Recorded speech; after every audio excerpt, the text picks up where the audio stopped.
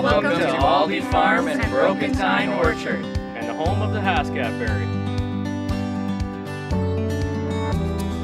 Every great farmer starts with John Deere, and this is the story of how it starts here.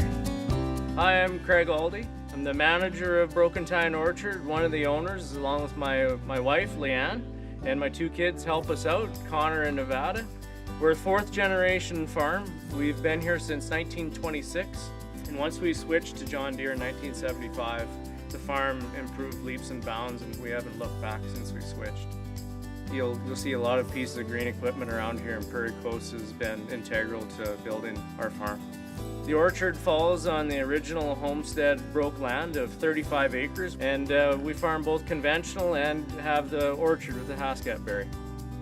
Step one of the orchard process was finding suitable land that was in our acreage that would fit with what we wanted to do. Step two, and once we found the land, that's when we really started looking at the different berries that were out there to do a wine with. We wanted something that had that darker tinge, higher antioxidant, similar to a red, and Haskap had all those attributes. The step three was planting, and planting was not done with any equipment. All labor intensive. Our kids did a pile, and we managed to plant in that range of 7,000 plants a year. Up to now we have 20,000. So after we've done the planting, that's when you have to do the maintenance. And so Prairie Coast has had great equipment for us. We've got a really nice little mower that does our finishing around the orchard, and that way we can keep the weeds and grass at a level that it doesn't affect our harvesting.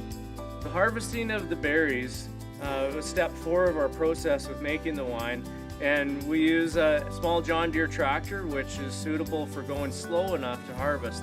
And that's the really key with harvesting the berries, is to actually go at a slower speed. So we come in with a side harvester, and the side harvester, it pulls the berries in, shakes them off the tree, and then we pull them into the yard and then into our freezers where they're processed.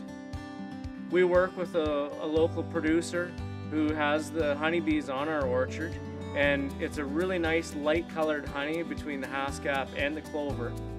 And then we in turn use that honey to make our mead.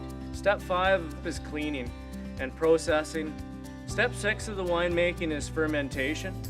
Step 7, once your main fermentation is done, you've gone through some racking, then there's aging with that wine. And like any good wine, you need to have a bit of age.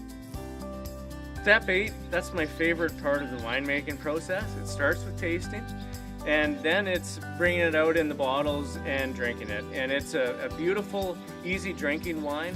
It's very soft on your palate, but you get a really nice honey aroma and a fruit background with it. And it's best served slightly chilled, about 10 degrees on a beautiful sunny day on a deck. Perfect.